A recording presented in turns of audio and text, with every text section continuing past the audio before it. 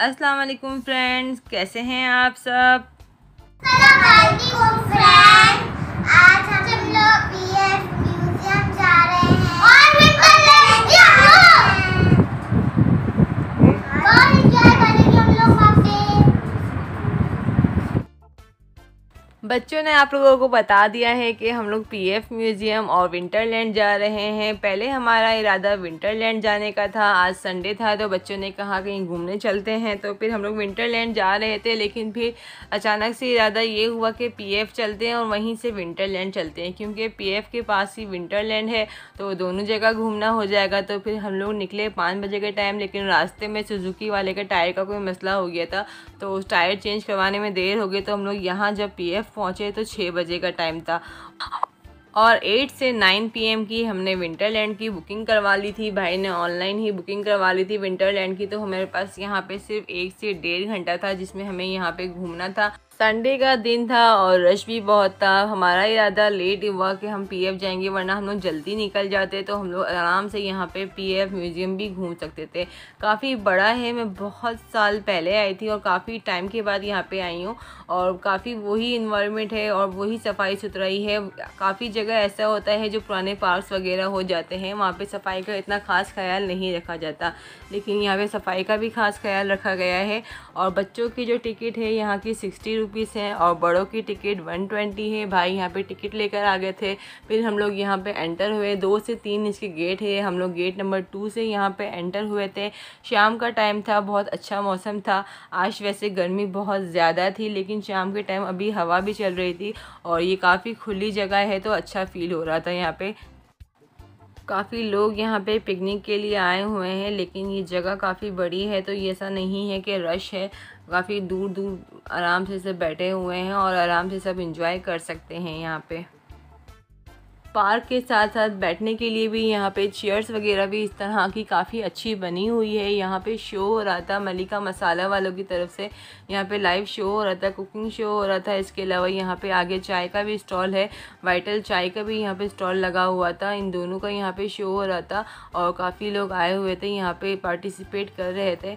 इसके आगे हम लोग यहाँ गए तो पीएफ म्यूज़ियम में हर जगह आपको जगह जगह एरोप्लेन खड़े हुए मिलेंगे और बच्चों के लिए भी काफ़ी बच्चे एक्साइटेड होते हैं ऐसी जगहों पे जाके। उन्हें डिफरेंट चीज़ें देखने के लिए मिलती है कि ये प्लेन किस तरीके का है। काफ़ी इंजॉय करते हैं इन चीज़ों को और समझने के लिए भी, एजुकेशन पॉइंट ऑफ व्यू से भी बच्चों के लिए ये चीज़ बहुत अच्छी है। जितने भी एरोप्लेन्स थे उन्हें बच्चों को हर एरोप्लेन के साथ खड़े होकर पिक्चर्स भी लेनी है। यहाँ पे ये लोग पिक्चर्स भी ले रहे हैं और यहाँ पे एरोप्लेन होने के साथ साथ यहाँ ऊपर भी एरोप्लेन जा रहा था तो आसमान पे ये एरोप्लेन को अल्लाह हाफिज़ कर रहे हैं। एरोप्लेन भी थे और यहाँ पे पीएफ म्यूज़ियम के बैक साइड पे ट्रेन स्टेशन है, वहाँ से यहाँ पे इस तरफ आप देख सकते हैं ट्रेन जा रही थी। तो बच्चों को यहाँ पे एरोप्लेन और ट्रेन सब कुछ एक साथ देखने के लिए मिल रहा था तो बच्चे काफ़ी एक्साइटेड हो जाते हैं इस तरह की जगहों पे जाके। तो इस टाइम ट्रेन जाने का टाइम था तो बच्चे यहाँ खड़े होकर ट्रेन देख रहे थे।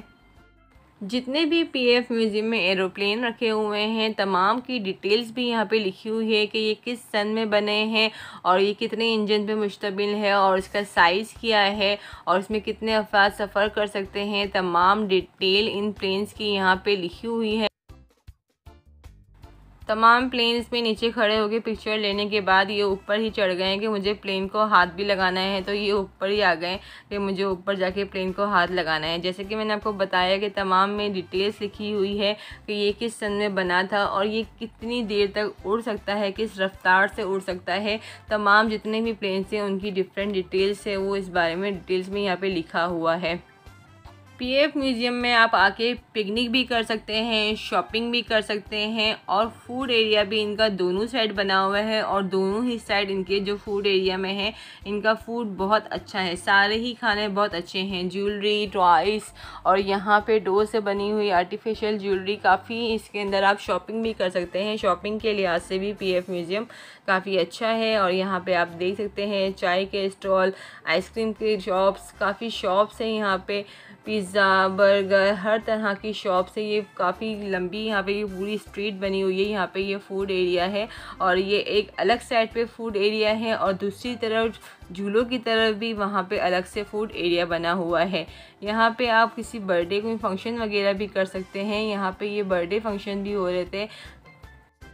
यहाँ से मैं आपको जूम करके दिखाती हूँ, किसी की बर्थडे थी तो यहाँ पे ये बलून से ये डेकोर कर रहे थे। तो अगर आप लोगों में से भी किसी की बर्थडे है तो आप यहाँ पे आके बर्थडे सेलिब्रेट कर सकते हैं।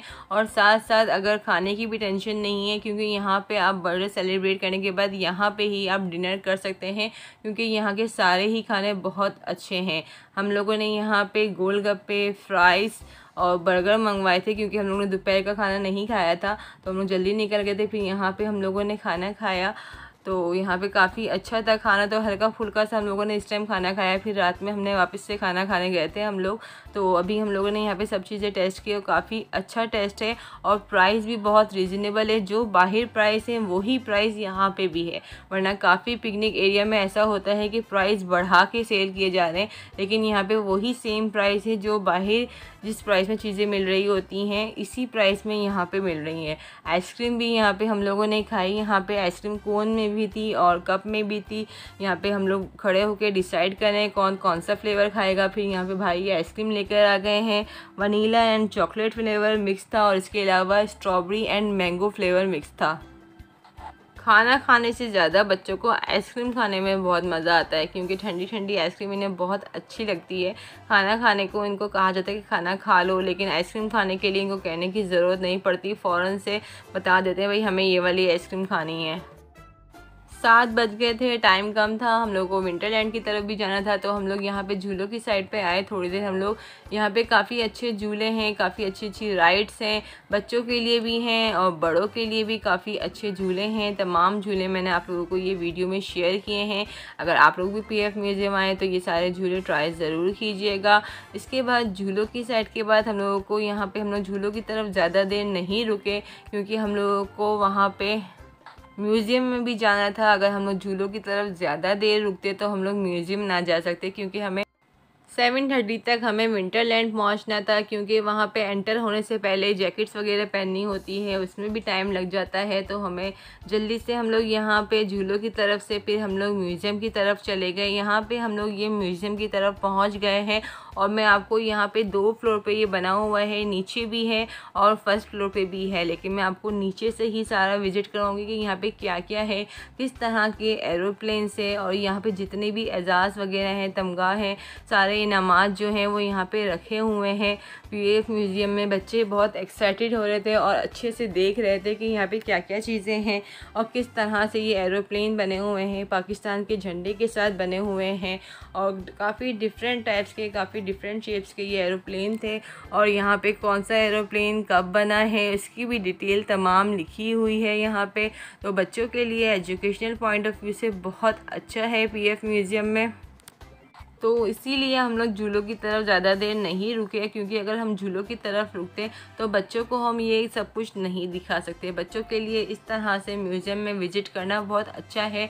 बच्चे काफ़ी चीज़ें सीखते हैं इस तरह से कि इन्हें पता होना चाहिए कि हमारे पाकिस्तान में जो जितने भी ये एरोप्लेन्स हैं, जितने हमारे शोहदा हैं, यहाँ पे काफ़ी पिक्चर्स वगैरह थी, जितने फ़ौजी हैं उनकी सबकी पिक्चर्स थी ऊपर, मैं आपको आगे वीडियो में दिखाऊँगी। तो बच्चों को काफ़ी सीखने के लिए मिलता है ऐसी जगहों पे आके। एरोप्लेन के साथ साथ काफ़ी इनकी मशीनें और इंजन भी यहाँ पे अंदर की तरफ रखे हुए थे और उनके बारे में इनकी तमाम डिटेल्स भी लिखी हुई थी।